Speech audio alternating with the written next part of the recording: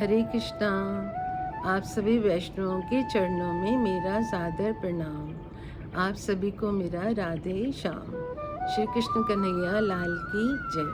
श्रीमद् भगवद गीता की जय। श्रील प्रभुपाद की जय।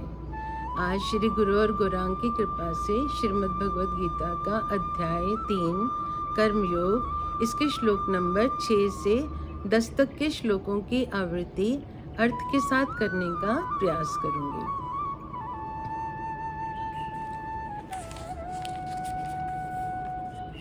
कर्मेंद्रियाणि संयम्य य आस्ते मनसा स्मरन् इंद्रियार्थान् विमूढ़ात्मा मिथ्याचारः स उच्यते।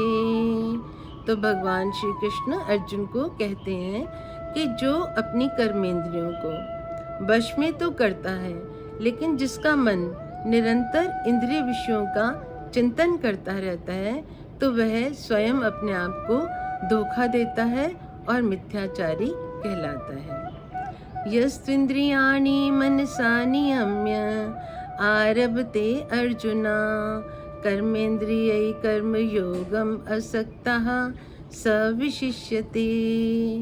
दूसरी ओर एक निष्ठावान व्यक्ति है जो अपनी कर्मेंद्रियों को मन के द्वारा वश में करता है और बिना आसक्ति के कर्मयोग प्रारंभ करता है, तो वह अति उत्कृष्ट है। नियतं कुरु कर्म त्वं कर्म ज्यायो ह्यकर्मणः शरीर यात्रापि च तेन प्रसिद्धयेत अकर्मणः।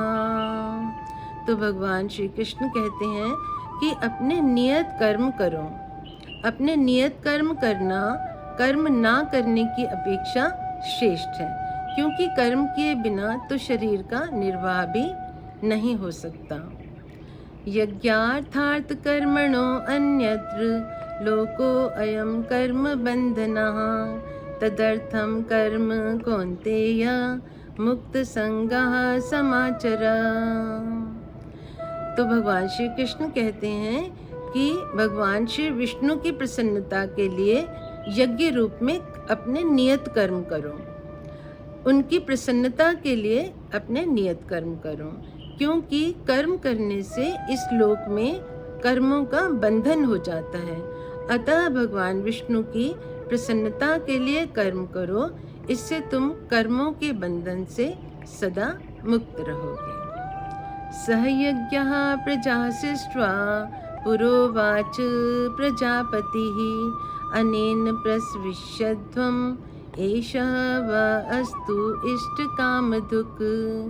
तो सृष्टि से पहले सभी प्रजाओं के स्वामी प्रजापति ब्रह्मा जी ने यज्ञों के सहित मनुष्यों और देवताओं की संततियों को भगवान श्री विष्णु की प्रसन्नता के लिए रचा और मनुष्यों और देवताओं को यज्ञ प्रदान किए और उनसे कहा कि इन यज्ञों